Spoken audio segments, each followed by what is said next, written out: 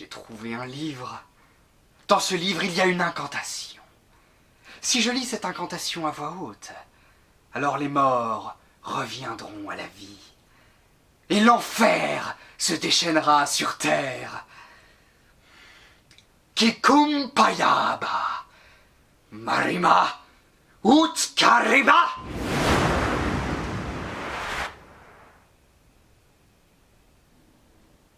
Putain de merde, je me suis trompé de bouquin.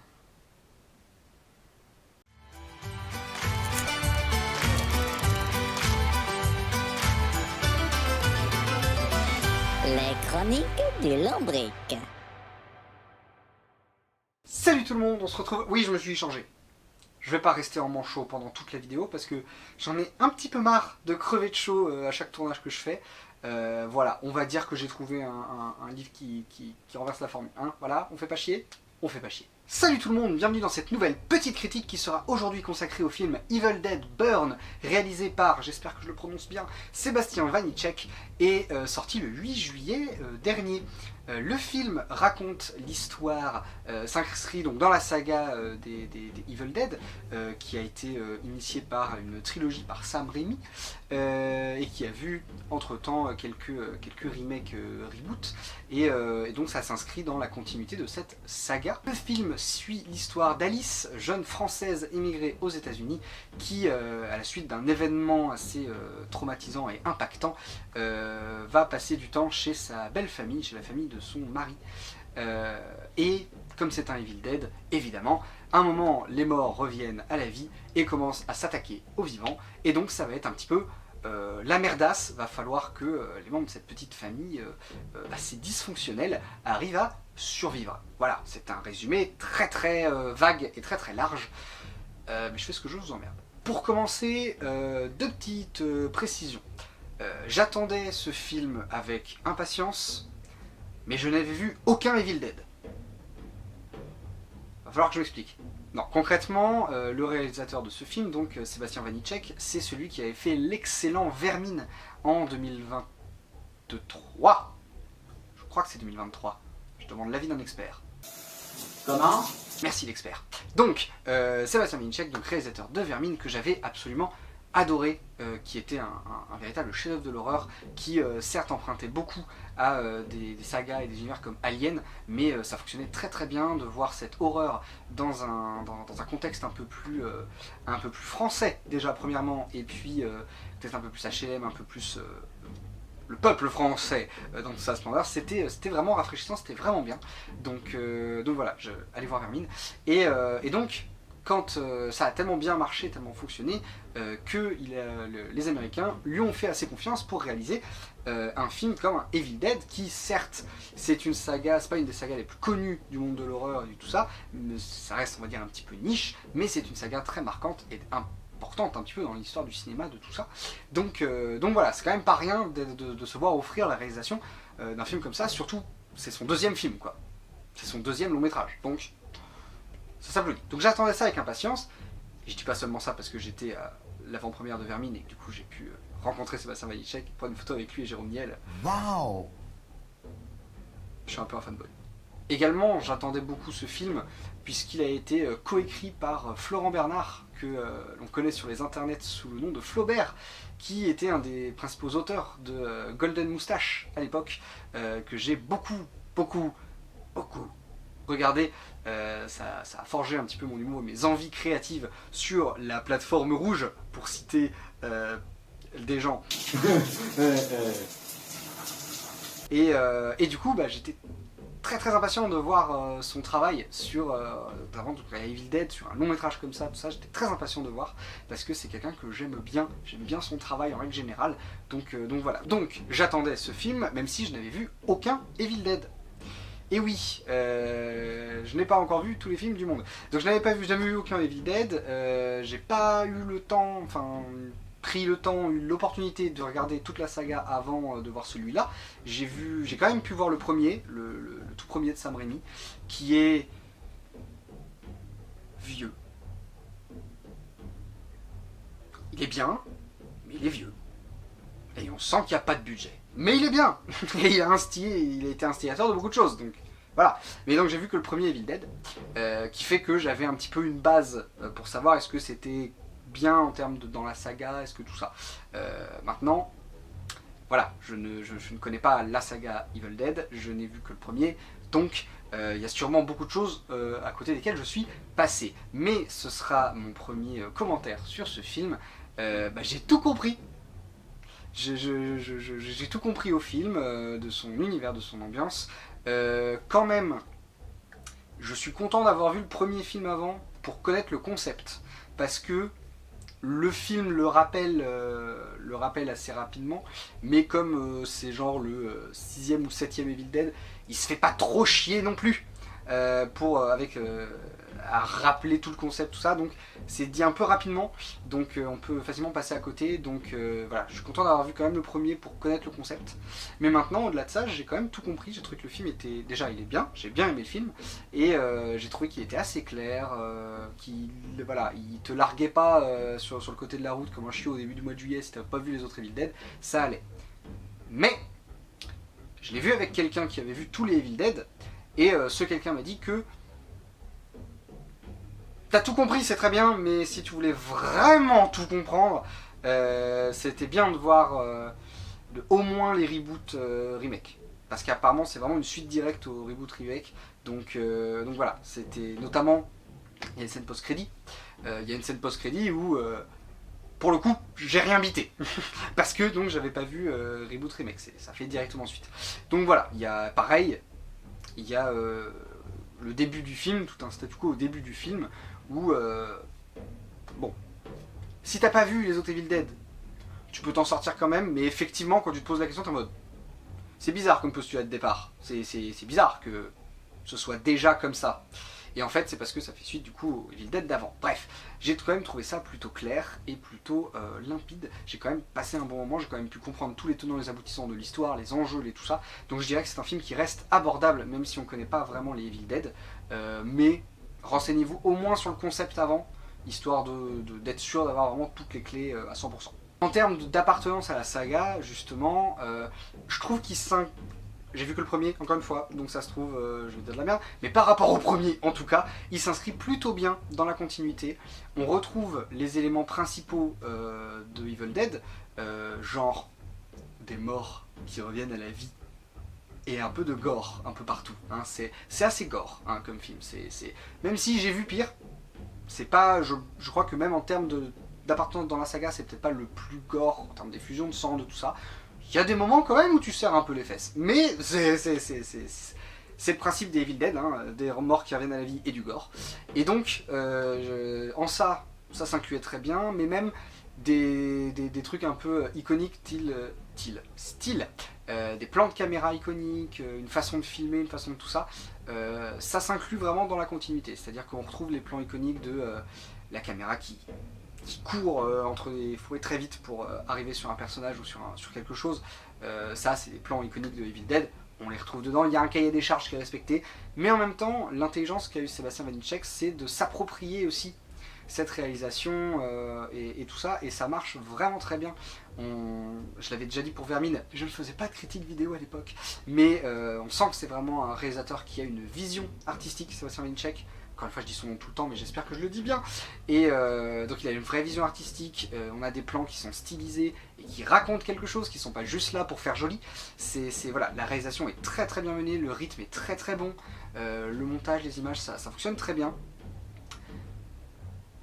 Ah, il y a juste un moment, le début, j'ai eu un peu de mal, mais je reviendrai de ça un peu après, en termes de montage et tout ça. Mais sinon, sur l'ensemble, le rythme est très bon, le montage est très bon, la réalisation est super bien. Vraiment, c'est beaucoup. Enfin voilà, on sent que c'est un vrai réalisateur qui a une vraie vision et qui a beaucoup de talent et qui, je pense, a toutes les clés en main pour réussir à avoir une belle carrière devant lui. C'est tout ce que je lui souhaite parce que j'aime bien son travail et j'aimerais bien en voir d'autres. À part ça, comme je disais, le début, j'ai quand même eu du mal à rentrer dedans. Sur les 5-10 premières minutes, j'ai eu un peu de mal. La première scène d'ouverture, film d'horreur, c'est une scène où il y a des gens qui meurent, bien sûr, mais je l'ai trouvé bizarrement faite en fait. C'était très rapide, un rythme vraiment très très soutenu et je sais pas, j'ai eu un peu de mal. Puis comme je disais, le statu quo du début, il y a une situation en mode c'est déjà comme ça.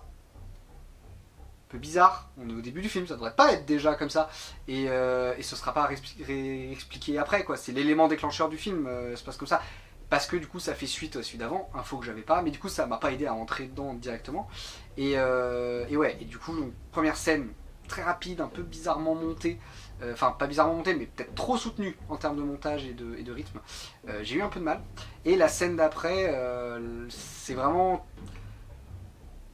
Ça me fait chier de dire ça parce que c'est Sébastien Vanetchek et Flaubert qui ont écrit et j'adore ce qu'ils font, j'adore ce qu'ils écrivent. Mais la scène d'exposition, c'est pas très subtil, c'est pas super bien écrit, c'est un peu lourdeau, il est vrai. La première scène, on voit les personnages, t'as un personnage qui est obligé de s'appeler frérot tout le temps pour qu'on comprenne bien qu'ils sont frères, t'as tout ça. Enfin, c'est un peu lourdingue, c'est un peu disproportionné, exagéré plutôt. Voilà, ça fait pas très naturel, ça fait... Voilà, c'est un petit peu... L'exposition est un peu... Voilà, ça fait un peu mal. Mais après, donc, à partir du moment où il rencontre les parents, pour donner un ordre d'idée, ça arrive très vite, hein, mais à partir du moment où il rencontre les parents, j'ai trouvé ça beaucoup plus fluide. Le film commence à se poser un peu, commence à être moins lourdeau en exposition, et ça fonctionne beaucoup mieux. Et c'est vraiment du coup à partir de ce moment-là que je suis rentré dans le film, qu'il m'a embarqué et que j'ai trouvé que tout était très bien, écriture, rythme, réalisation, jeu d'acteur aussi. Les jeux d'acteurs, les acteurs sont très bons, ils réussissent très bien dans tout ce qu'ils font. Petite mention spéciale au caméo vocal d'Alain Chabat, qui fait un caméo vocal dans ce film, c'est super, content, j'avoue, c'est la fierté. Aucune raison d'être fier, je veux dire, à aucun moment je connais Alain Chabat, à aucun moment il a eu vent de mon existence, à aucun moment je n'ai participé à ce film, mais je suis content de me dire, ouais, on a quand même Alain Chabat dans un film d'une saga comme ça, voilà, c'est cool. Les effets spéciaux sont cool aussi, parce que dans un film comme ça, à base de zombies, possession et gore en tout genre, faut que les effets spéciaux tiennent la route. C'est ma critique que j'ai envers du coup le premier Evil Dead, seul que j'ai vu. C'est que effectivement, quand je dis que c'est vieux, c'est que ça a vieilli, on sent qu'il n'y avait pas de budget et que c'est on y croit moyen. Mais pour l'époque, c'était quelque chose quand même. Il faut remettre dans son contexte. Donc voilà. Mais c'est quelque chose d'assez important. Et là, les effets spéciaux, je les ai trouvés très bons. Il y a tout un personnage mort qui se tire des balles dans la tête. Voilà, c'est très bien rendu et notamment tout le crâne du personnage sur toute la suite après ça fonctionne très bien. Enfin, tous les effets, je les ai trouvés vraiment très bons. Peut-être pour ce qu'on va appeler le boss de fin. Peut-être pour le boss de fin, un petit peu classique, je dirais, et pas très inventif. Mais ça fonctionne en l'état, il est pas moche, les effets spéciaux sont pas ratés. C'est peut-être un petit peu classique, mais ça fonctionne, c'est cohérent, il y a une intention derrière, ça raconte quelque chose, donc j'accepte. Mais voilà, il y a un seul plan. Il y en a un seul. Où je me suis dit, waouh, c'est moche. Moche. Il y en a eu un seul. Et c'est au début du film, dans la scène d'intro, que j'ai déjà pas aimé parce que le rythme était trop soutenu, trop dégueulasse. Ça se passe sur un lac. Et il y a un plan très rapide, parce que c'est au moment où vraiment les plans font tous une seconde, où la caméra est dans l'eau, et on suit les personnages sur un petit bateau à moteur, une petite barque, et la caméra est dans l'eau, et on voit l'arrière du bateau avec le moteur et l'hélice qui tourne, qui s'en va. C'est une 3D immonde, elle est dégueulasse, elle est vraiment... Mais c'est un bonheur. Et voilà. Mais c'est un plan très rapide, donc c'est pas grave. Et tout le reste est très bon. Tout le reste, les effets spéciaux, rien à dire, c'est super. Ils sont géniaux. Mais ce plan-là, j'étais vraiment en mode... pique les yeux. Go. Les musiques sont chouettes aussi, dans l'idée. Elle a de la place pour respirer, la musique. Elle a de la place pour exprimer quelque chose. Et sans être non plus la plus marquante du monde, genre... Là, je pourrais pas vous refaire le thème du film, mais je me souviens quand même de l'ambiance des musiques et de tout ça, et certains moments dans le climax, dans tout ça, où vraiment t'es emporté avec quoi. Donc la musique sert vraiment le film et elle a été soignée et c'est très cool. Parlons un petit peu maintenant des personnages, parce que c'est quelque chose d'assez important aussi dans ce genre de film. Alice. Commençons par Alice, personnage principal, protagoniste de cette histoire, qui en soi a un arc et est une catégorie de personnages assez classique, assez récurrente. C'est du déjà vu, globalement. Mais force est d'admettre que ça marche. Force est d'admettre que ça fonctionne. L'évolution est cohérente, fonctionne bien, on apprécie la suivre, on apprécie la voir évoluer et se libérer, dira-t-on. Et enfin, je trouve ça vraiment chouette. Je trouvais que c'était vraiment bien fait. Et voilà, sans être non plus quelque chose qui révolutionne l'histoire du cinéma en termes de personnages, encore une fois, c'est du déjà vu, dans les films d'horreur aussi, dans tout ça, c'est du déjà vu, mais ça fonctionne bien, c'est simple, mais efficace. Il y a le personnage de Joseph, que j'ai bien aimé aussi, parce que c'est déjà ce que j'avais dit pour Obsession, mais j'adore les gros lâches. J'adore quand t'as un personnage central dans un film d'horreur comme ça, qui est juste un gros lâche, qui assume pas ses responsabilités et qui... Voilà. Parce que soyons honnêtes, je pense que la plupart d'entre nous, on aimerait, si on se retrouvait dans une situation comme ça, où des proches commencent à se zombifier et à vouloir nous buter, je pense on aimerait être la personne qui arrive à leader le truc, à se battre contre et à survivre. Mais soyons honnêtes, on serait beaucoup à être des gros lâches et à partir se cacher en position fétale sous une table en attendant que la mort vienne nous prendre. Et du coup, j'aime voir des personnages comme ça parce que je me dis, waouh, ça c'est réaliste. et j'aime bien, et c'est ce qui m'avait plu beaucoup dans Obsession. Et là, du coup, le personnage de Joseph est un peu comme ça aussi.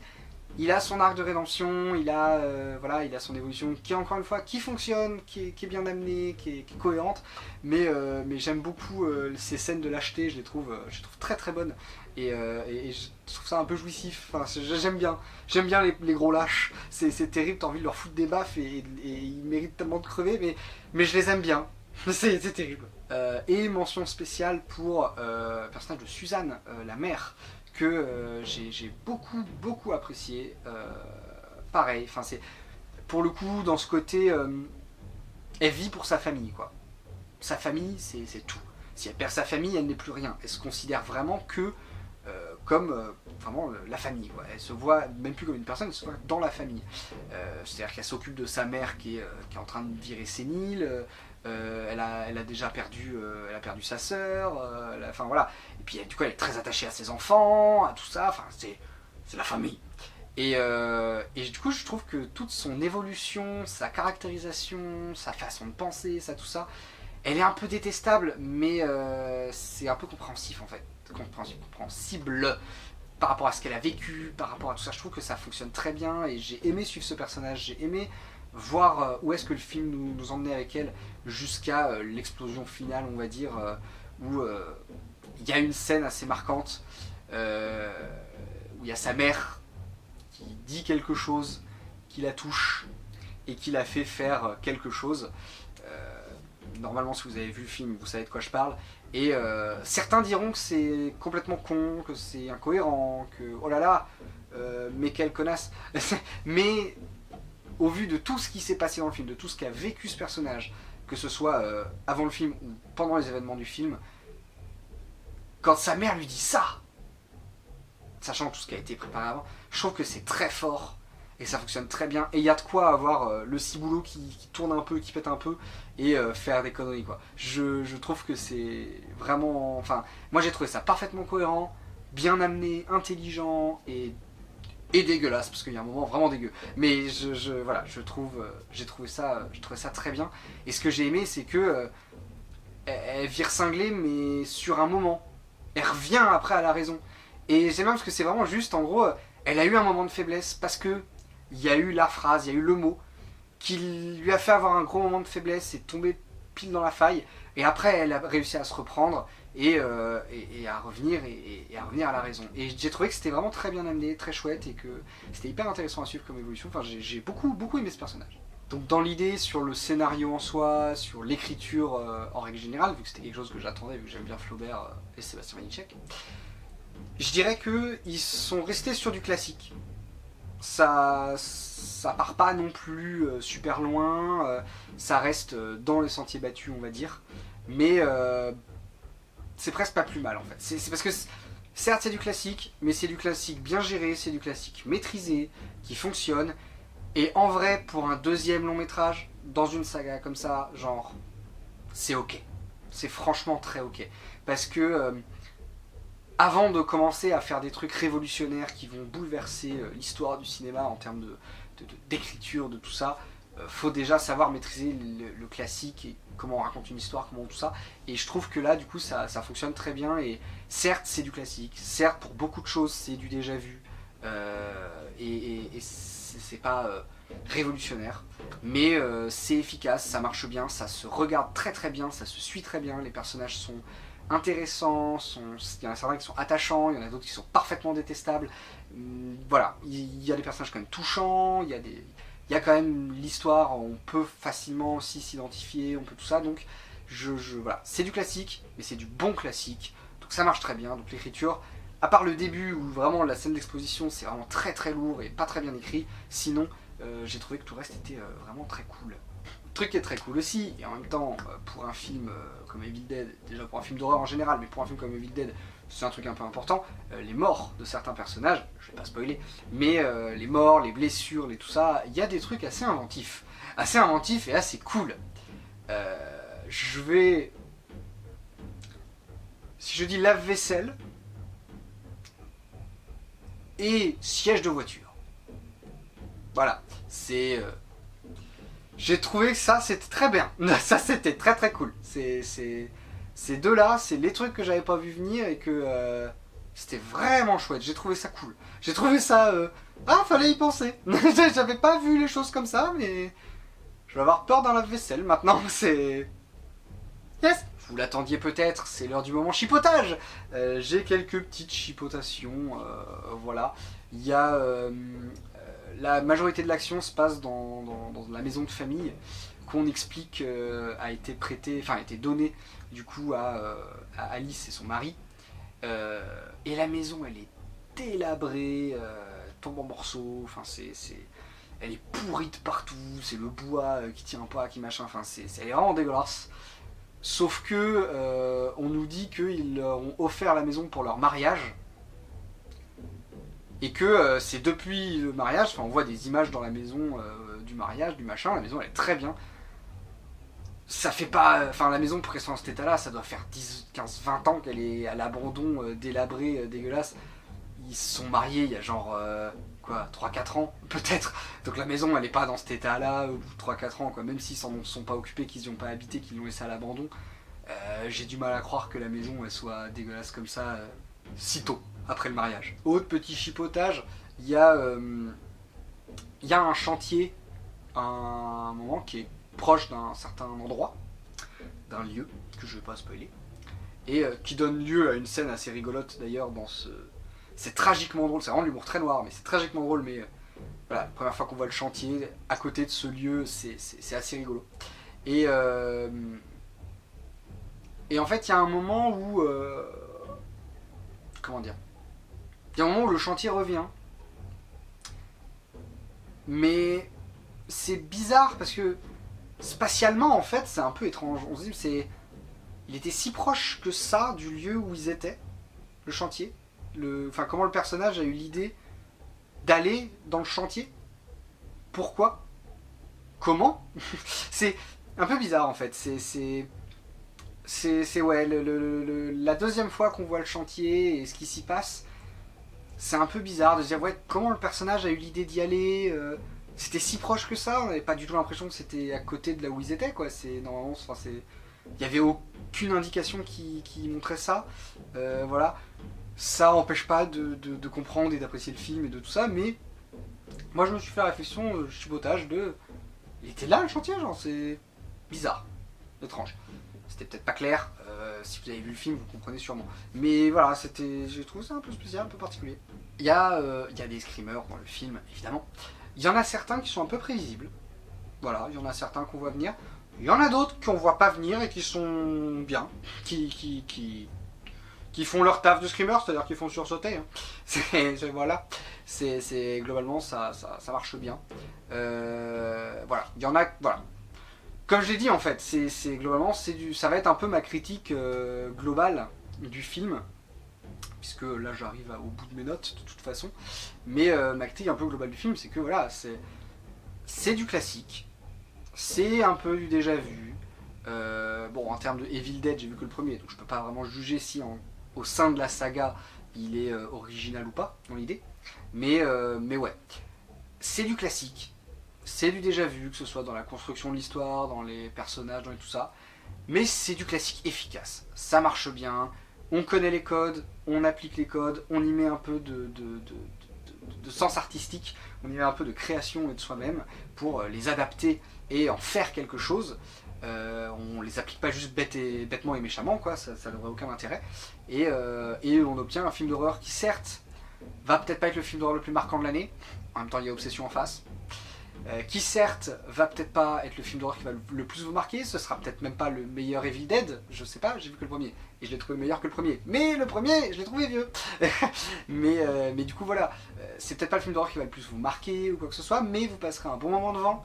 Il y a des bonnes scènes, il y a des trucs quand même un peu marquants, je trouve, enfin moi qui me marqueront, comme je l'ai dit, lave-vaisselle, siège de voiture, ça c'est pas mal, mais voilà, dans l'idée, ça fonctionne bien, c'est bien réalisé, c'est bien amené. Maintenant qu'on sait que Sébastien Vanitschek il maîtrise les codes, maintenant j'attends avec impatience ses prochaines productions, ses prochains films pour savoir, voilà, comment maintenant il va se réinventer et amener maintenant ses codes plus loin. Maintenant on a vu le classique, il maîtrise, il a tout en main. Maintenant il peut, sachant qu'en plus on voit déjà des bribes de sa créativité, de ses intentions artistiques, de sa vision de réalisateur.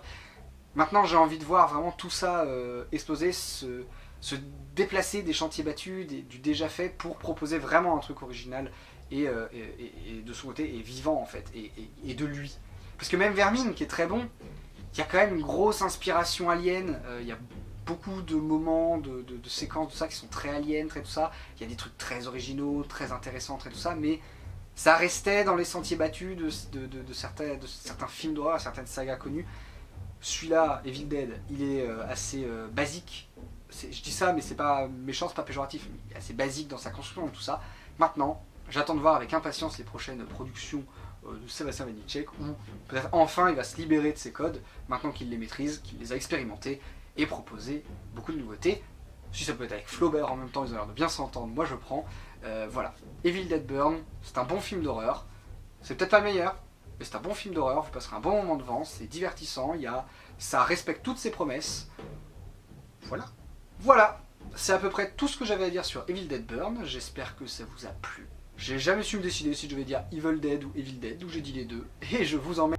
N'hésitez pas à me donner votre avis sur ce film dans les commentaires, évidemment, ça m'intéresse. Notamment voilà, si vous connaissez toute la saga Evil Dead, vous avez vu tous les Evil Dead, n'hésitez pas justement à compléter ce que je dis en apportant un peu votre vision au sein de la saga, comment est-ce qu'il s'intègre, est-ce qu'il est bon, est-ce qu'il est pas bon, est-ce que il respecte vraiment les codes, est-ce que en termes de Evil Dead, du coup, dans la saga, est-ce que c'est un des meilleurs, est-ce que c'est un des pires, est-ce qu'il est mid.